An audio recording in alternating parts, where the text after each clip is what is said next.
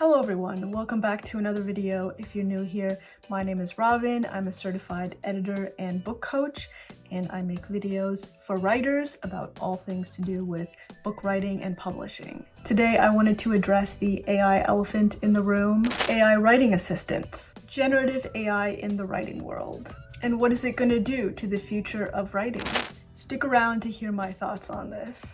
Artificial intelligence, specifically generative artificial intelligence or generative AI or Gen AI, has come a long way in just a few years. For those of you who aren't familiar with the term generative AI, it essentially refers to any kind of artificial intelligence that generates things. So whether that's text, in writing, media, pictures, videos, etc. It's generative in nature. The most popular generative AI at this time, of course, is ChatGPT. There are also other programs and platforms that are considered to be generative AI as well. Specifically in the writing world, we have generative AI in the form of writing assistants that includes platforms like JASPER AI and QuickWrite AI. I've used all of these myself, and I actually find them quite useful for the writing process. Each unique in their own way, but they all add something to the generative nature of writing. JASPER AI is best for business type writing. That includes copywriting and writing articles and posts, essentially nonfiction writing, because it's very procedural in its generative writing. I've tried to use it for fiction, but it just doesn't measure up with other AI assistant softwares that are specifically made for fiction writers, such as QuickWrite, which I will go into next. If you're interested in trying out JASPER for yourself, I have a link you can use that I'll link down in the description below. And if you use that link, you'll get a bunch of free credits that you can use to try JASPER out for free.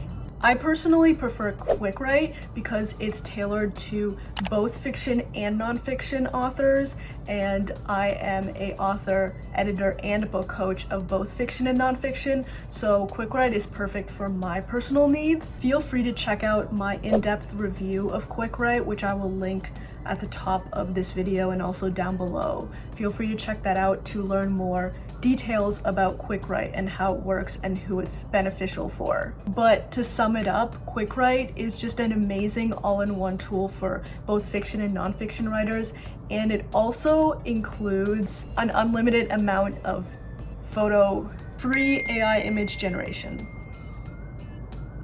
So feel free to check that out if you're interested in an all-in-one. I'll link that down below. And just as a side note, using my links both gives you a discount and gives me a small kickback. So please, if you could use that link, I would greatly appreciate it. Keeps the lights on and keeps this content coming for you guys. So thanks. So why are these AI writing assistants so significant? Because even the current functionality that these generative AI assistants are at has the potential to radically change the writing process.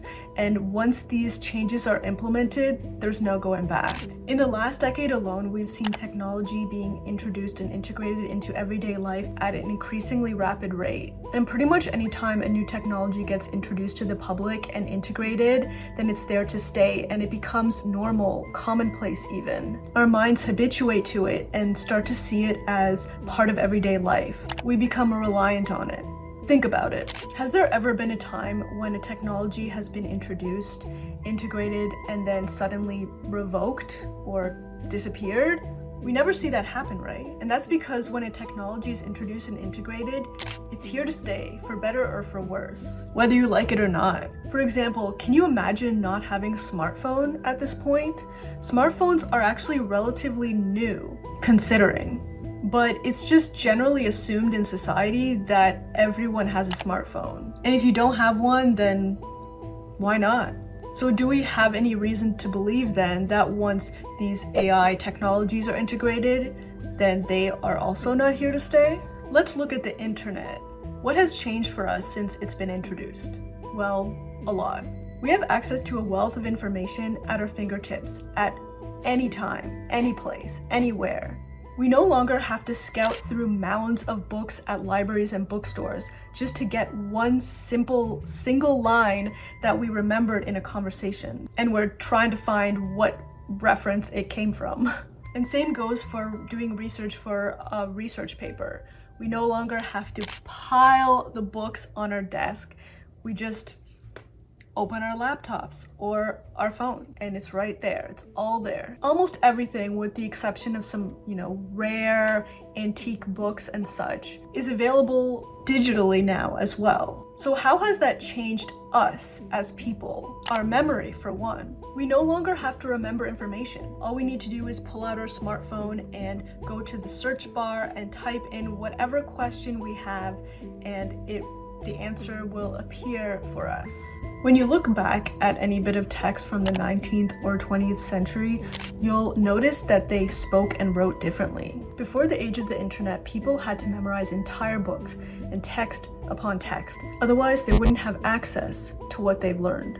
They couldn't just pull up a smartphone mid-conversation. They had to pull up everything up here. Their minds were their information machines, and the space in their brain for information was vast. And that space was opened up in their brain because they needed it. The brain is plastic. It adapts to what we need in the environment. And back then, they needed to remember. But now in the 21st century, we don't need to remember as much anymore, and we have the internet to remember for us. The neuroplasticity of our brain is such that we lose what we don't use. We no longer need that capacity to hoard all that information in our minds, so we don't have it anymore. So what are the implications of that when it comes to generative AI? Let's think about that for a minute. Once any form of technology is integrated into our everyday lives, it stays with us and it evolves with us. I've always known this to be the case. Even back when smartphones were coming out, I was the last among my friends to get a phone, and I was very resistant to it. I literally waited until I could no longer get away with not having a phone before I got a phone. I was also the last of all my friends to create a Facebook account when Facebook was first emerging. The reason I avoided all this emerging technology was because I didn't want to cross that threshold yet. Deep down, I knew there was no going back once I did. I wanted to prolong that integration for as long as possible. I really enjoyed my tech-free childhood, and I wanted to last as long as it possibly could. So going back to generative AI and writing assistants, AI generating content at the push of a button that we writers just have to edit and manage. What does history tell us that might happen to creativity and idea generation? Will we no longer need it? AI can do it for us after all. Will it eliminate that part of our brain responsible for generating ideas and content? Will writing soon be synonymous with editing AI-generated output? Will it kill creativity? I guess only time will tell. What are your thoughts on this? Feel free to write your comments down below. I'd love to hear it. And P.S. this video was neither created nor generated by generative AI. It was all me, because I am a real person. Or am I? Yes, I am. Anyway, that's it for this video. I hope you enjoyed it, and if you have any comments or anything to add, feel free to write your comments down below. I'd love to hear your thoughts on this. Always interested in hearing what you guys think about the future of writing and now the AI in the mix. Do any of you as writers use generative AI in your writing process? I'd love to hear. And if you don't and want to try it out, as I mentioned earlier, I have links to both JASPER AI and QuickWrite down below that you can try for free using my link. So feel free to check that out. And for those of you who are writers, keep generating while you still can. All right, see you in the next one.